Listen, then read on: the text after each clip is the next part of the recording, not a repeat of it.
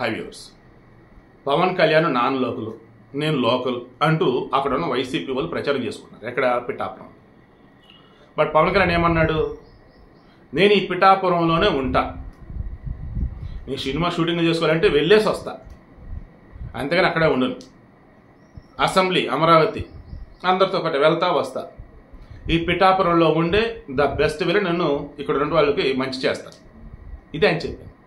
Then ముందు నీకు ఒక ఇల్లు కావాలి కదా అని అన్నారు కొంతమంది. Vasavi online services. మా వద్ద పాస్పోర్ట్ వీసా సర్వీసెస్ కలవు. వీసాలో 99% అప్రూవల్ సక్సెస్ రేట్ ఉంది. Please contact 8019482544. ఆయన ఇప్పటికే పార్టీ కోసం ఆల్మోస్ట్ తన ఆస్తులన్నీ కూడా అమ్మటమో తనఖా పెడతాం ఏదో చేశాడు, ఉన్నాయి మొత్తం పార్టీకి పెట్టాడు. అంటే డబ్బులు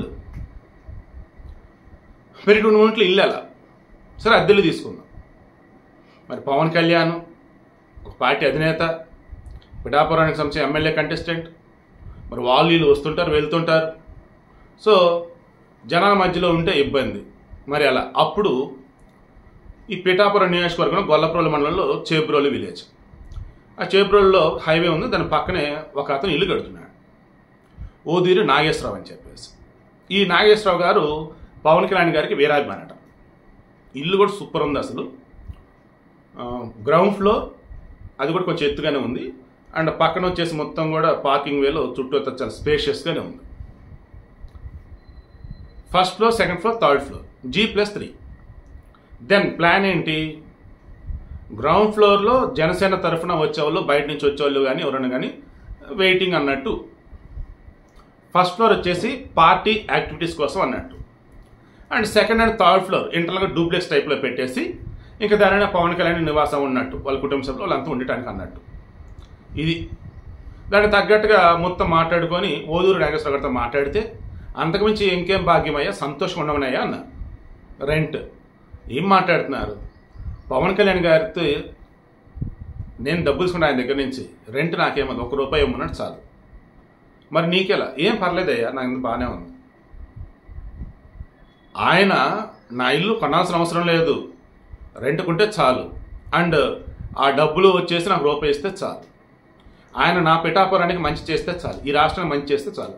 ఆ పార్టీ తరఫున పోటీ చేసే వాళ్ళు ఎవరైతున్నారో వాళ్ళు గెలవాలి, నేను కోరుకుంటుంది ఇది, రాష్ట్రానికి మంచి జరగాలి, ఇది అని చెప్పింది. అండ్ దీనికి సమీపంలో ఒక హెలిప్యాడ్ కూడా నిర్మించే ప్లాన్లో ఉన్నారు. ఇది దీనిని వైసీపీ వాళ్ళు అసలు ఏ రకంగా వైరల్ చేస్తున్నారు తెలుసా? ఆ ఇంటి విలువ 42 కోట్లు. మొత్తం అసలు హైదరాబాద్లో, బెంగళూరులో, ఢిల్లీలో, ముంబైలో కానీ ఒక బడాబాబుల ఇల్లు, సినీ సెలబ్రిటీ ఇల్లు ఎలాగైతే ఉంటుందో అలా పవన్ కళ్యాణ్ తగ్గట్టు మొత్తం రెనోవేషన్ చేస్తూ ఉన్నారు. అసలు ఇది ఎప్పటి నుంచో ప్లాన్ అట. అని పిఠాపురం టిక్కెటే మొన్న కదా ఆయన అనౌన్స్ చేసింది. అప్పుడు అంతకుముందు వరకు గాజువాక భీమవరం అంటా ఉన్నారు. పిఠాపురం మొన్న ఈ మధ్య తెలిసింది, అది కూడా వర్మ, అక్కడ ఉన్న టీడీపీకి సంబంధించి ఇన్ఛార్జ్ వర్మ వచ్చేసి ససేమేరా అన్నాడు. కాదు కూడదని చంద్రబాబు నాయుడు చెప్పిన తర్వాత ఇంకా చంద్రబాబు గారు ఏం చెప్తే అది అన్నాడు. పవన్ కళ్యాణ్ ప్రచారానికి రాకపోయినా పర్లేదు, అసలు రావద్దు, నేనే గెలిపిస్తా అన్నాడు. ఆ గెలుపుని తీసుకెళ్ళి ఆయనకి గిఫ్ట్గా ఇస్తానన్నాడు. అలా కాదులే, అభ్యర్థి రావాలి, ప్రచారం చేయాలి, చాలా ఉంటాయి కదా అన్నారు. ఓకే, మాట్లాడుకున్నారు. వర్మకి సంబంధించి మన పవన్ కళ్యాణ్ సైతం చాలా గౌరవంగా గొప్పగా ఆయన గురించి చెప్పున్నారు. ఆయన గౌరవానికి ఎక్కడ భంగం రానివ్వనని, అండ్ ఆయనతో కలిసే పిఠాపురాన్ని ద బెస్ట్లో ముందుకు తీసుకెళ్తానని మొత్తం చెప్పుకొచ్చారు. హార్డ్లీ ఎన్ని రోజులు అయితే? 15 రోజులు అంతే, 4 రోజులు, 2 వారాలు. 2 వారాల టైం పీరియడ్లో 4 అంతస్తులు ఇల్లు కడతారా? నాగేశ్వరరావు గారు పాపం ఎప్పటి నుంచి ఆయన కట్టుకుంటా ఉన్నాడు ఇల్లు. జనసేన వాళ్ళు అక్కడ టీడీపీ మీతలు అంతా వెతికితే ఊరి బయట పొలాల మధ్యలో రోడ్డుకి పక్కనే విశాలవంతంగా చూస్తానికి చాలా బాగా అన్నిటి కంఫర్ట్గా ఉండేలాగా ఈ ఇల్లు ఉంది. సో ఇదైతే బాగుండేది అని చెప్పేసి అనుకున్నారు.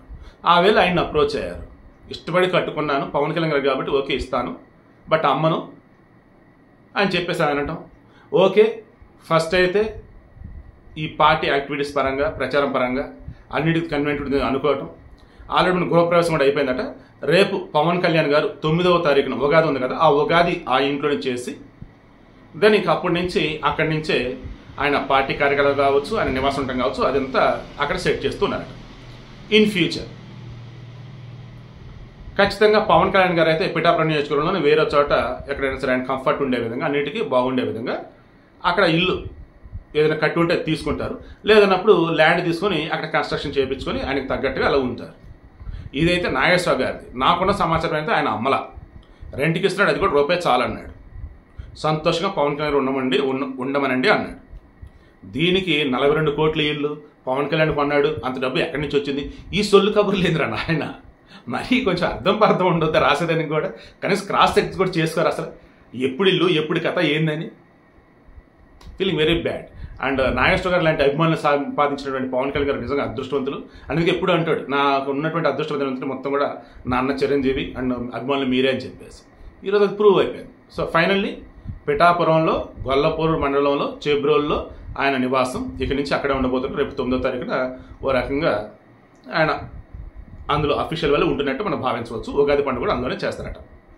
సో తన నియోజకవర్గంలో తన నివాసం అక్కడే. ఆంధ్రప్రదేశ్ రాష్ట్రంలో రేపు ఎన్డీఏ గవర్నమెంట్ వచ్చిన తర్వాత ద బెస్ట్ వేలో రాష్ట్రాన్ని డెవలప్ చేయాలి, ప్రజలకు అన్నీ కూడా అందుబాటులో ఉంచేలా చేయాలన్నప్పుడు తను అక్కడే ఉంటాడు.